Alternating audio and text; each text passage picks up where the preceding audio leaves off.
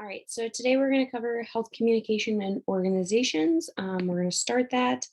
I believe there's one more that we have to cover. Yes, a second healthcare and or health common organization. So we're going to go ahead and start with healthcare and organizations. So health communication takes place in healthcare organizations. Obviously, we're talking about health. We're communicating about health. So it's going to take place in these organizations. Patient-provider interaction is situated in norms and practices of larger healthcare systems. So healthcare organizations have informal rules around communication and dealing with that information.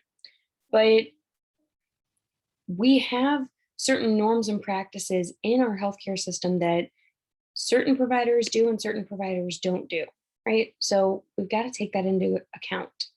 Organizations are groupings of relationships, communication episodes for shared goals. And healthcare organizations are not just any organization. The product is the health and well being of individuals and communities. There are big concerns in healthcare organizations, such as time constraints, because you get 10 minutes with the doctor, stress and burnout from those in the healthcare organization, as well as those who are consistently going back. Balancing policies and rules with patient care. So my hospital says I only get 10 minutes with you, but I want to give you good patient care. And then job responsibilities, so chain of command and ambiguity. So who makes decisions? Well, decisions are made by multiple people in diverse roles, and it allows for many opportunities to optimize care, but it also creates opportunities for problems to occur because they're coming in from multiple people in diverse roles. Communication abilities of people in these roles help to determine how healthcare happens, who is involved, how people regard healthcare organizations, and whether work is great or challenging and frustrating, right? We've all had those days where we come in and we are loving our jobs, but we've also had those days where some new policy has been implemented and it's not working and nobody's listening to you. And so it becomes challenging. And that does happen in every organization. Larger organizations come with standardized procedures, so it's less applicable to the on the ground realities of healthcare work. So smaller organizations typically aren't going to follow this. It results in caregivers adjusting their practice via workarounds, and these are alternative ways to accomplish tasks. Over time, more and more workarounds are adopted, and they can create variations in how a system functions and holes that will develop, right? Everybody comes up with this new and creative way to do something, but they're not communicating with each other like they should or like they have in the past, and therefore holes develop. So communication in health organizations means providing better care for patients, all the while reducing costs and minimizing the potential for errors. So communication in health organizations shapes and is shaped by the organization's culture and norms. So an example of communication in healthcare organizations, it's called the Speaking Up Project, and I believe it was done in Michigan. Its goal was to improve patient care and help reduce hospital readmission. So you figure out how to best encourage medical staff to speak up when adverse events occur. Errors, near misses, how are they supposed to speak up? You gain an understanding of why medical errors and near misses are not always reported and how to motivate employees to report these. So with medical errors, it includes delivery of inappropriate method or a method of care that is nearly or improperly executed. This can include near misses. I got it right, but I didn't do all the steps correctly. It was kind of like a freak chance that we got it right. This is the third leading cause of death in the US after heart disease and cancer. So medical errors are a pretty high cause of death, and they cost the US about $37.6 billion annually. Reporting errors is critical to improving healthcare processes, so it contributes to a culture of patient safety, so there's less errors in the long term. It also creates a tension between patient safety and realities of a complex workplace. So I want to keep my patients safe, but I also know that we have a million things that we have to do per patient in 10 minutes. So it could be seen as an indicator of poor performance and issues with the complex workplace. And so they do go unreported. Organizations' culture provides knowledge bases that are used to guide interpretation of information, actions, and expectations while working. So it communicates values to a staff, like speaking up and about errors. Cultural norms include interpreting and disseminating information. So we interpret the information and we send it out.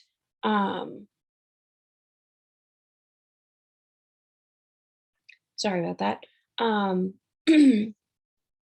So we get that information out there. This could impact patient health, but it could also balance, while trying to balance professional norms, could be seen as tattling. So with Speaking Up, it was commissioned by hospital systems in Lansing, Michigan to study barriers to and perceptions of reporting medical errors. And focus groups with nurses, medical residents, interns, and nursing directors and managers were held. So the general findings, they report medical errors. Reporting medical errors is very important in theory. Nurses welcome the chance to report Nurses welcome the chance to report. Medical residents, interns, they don't value it in practice. So on the ground experience doesn't reflect what supervisors think is actually happening. Medical errors are serious and extreme in most cases, and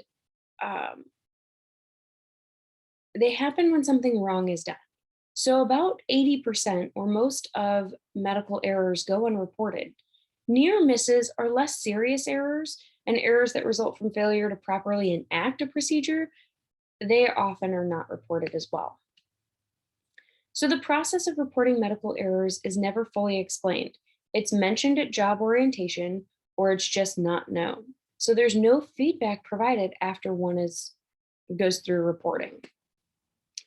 Nurses. So reporting errors teaches and improves processes in care. This is what nurses believed. Nurses believe that you should report on yourself and others. Nurses believe that there's no real consequences, so it's not punitive, but there's also no real feedback. And they believe that you should learn how to report on the job. Residents and intern, they found that reporting prevents lawsuits. So if I report a medical error, we're less likely to get sued. Patients shouldn't know that they made errors. It can undermine their confidence. But how do you report without letting the patient know? And they said that it's not their responsibility. The nurse or someone else will catch it. Errors are just part of the job, and reported workarounds that were actually medical errors. So overriding medication restrictions. If they're wrong, a pharmacist will fix it. They also felt that the culture prevented reporting, so attendants wanted efficiency and more time with patients. So if we're reporting things, we have less time with patients and efficiency.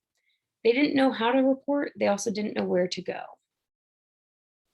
So residents and interns talk about like making errors is just part of the process, that they happen all the time. There's too many to waste the time to fill out reports. And there's no integration with the EHR. So their HR reporting, so we don't integrate it. So what's it matter? So the takeaways from this is the culture of subunits either facilitates or prevents reporting from happening. Communication or medical error reporting information was inconsistent, and information from administration and managers, this includes information from administration and managers, as well as information from coworkers and those with seniority. The value of medical error reporting was varied by profession. So let's talk about some organizational culture. It's ineffective relationships between providers is a major problem in healthcare delivery systems, right? Providers don't communicate with each other, and therefore there's holes that appear in healthcare delivery systems. Every organization has its own cultural identity. The collective health communication, oh, we already did that slide.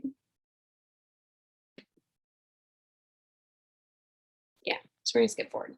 So some key concepts, like I said, organizational culture, role conflict and ambiguity, and stress and burnout.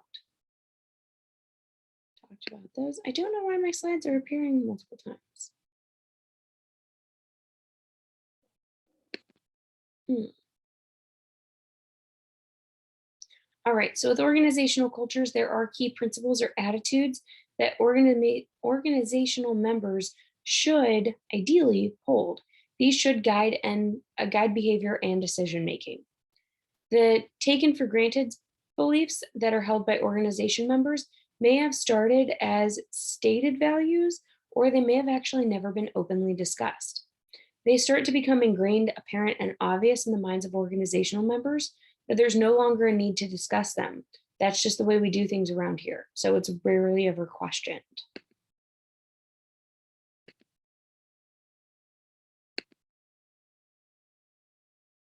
All right. And I'm not sure why there were so many errors with slides and reporting that. I'm sorry. But that's the end of the first Health Common Organizations. We're going to finish it up with the next video. So I'll see you in the next video.